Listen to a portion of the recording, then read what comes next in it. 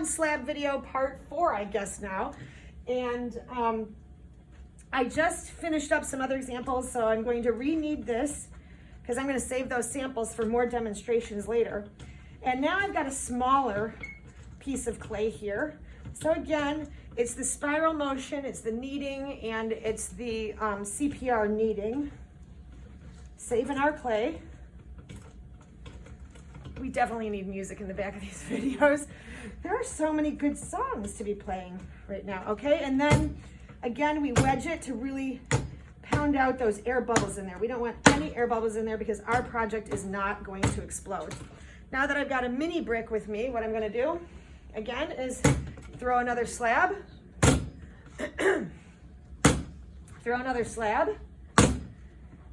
Excuse me. And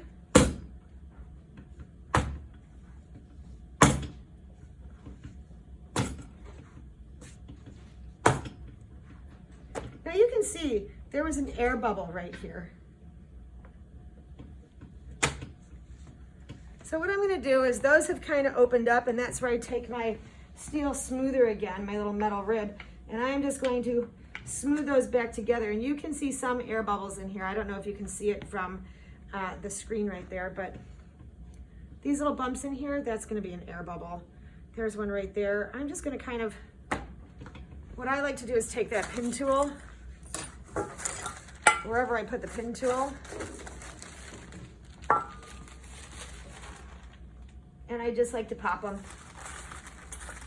I mean, I could re-knead if I was going to do it the right way.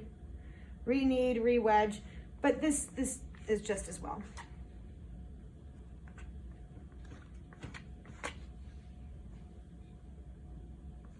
So pop those out, smooth it out again. Very nice. And the reason I threw another slab was for this demonstration. So I am going to take a square. I'm going to demonstrate how to do a bowl like this. How did I do this one? Well, we started with a square. Again, my pin tool is straight up. I use squares and circles so that that already exists, you know, so that it's all equal, it's all even. Put that aside again. Now I have a doily pattern in that bowl that I made before, so I have a doily right here. And I don't necessarily need to center the pattern. I can bring it off center a little bit here. There we go. I like that. So I'm going to smush you in there like that. Nice flat palm, firm flat palm.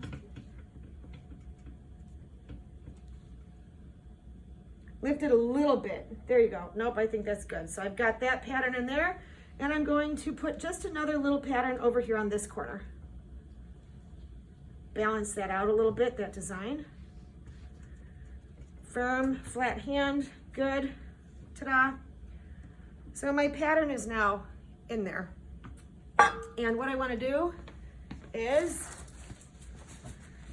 some videos will tell you that you should put this, you know, over the paper towel and drape it over.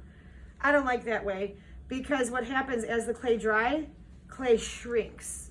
So that's going to come up and possibly crack if you let it in here dry too long. So what you're going to do is put the paper towels down on the inside here, 1 or 2 of them, sufficient. And just like a little baby, set it in there. There we go. Cradle it in there. Use your fingers, push it in. We will clean up the bottoms later. And there we go, my corners.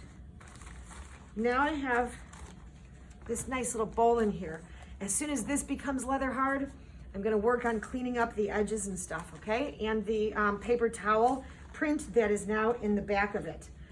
So again, if I don't want this to dry out and I wanna work on it some more tomorrow, I would go get my grocery bag again, get another grocery bag, put it in here, and you're going to loosely tie it.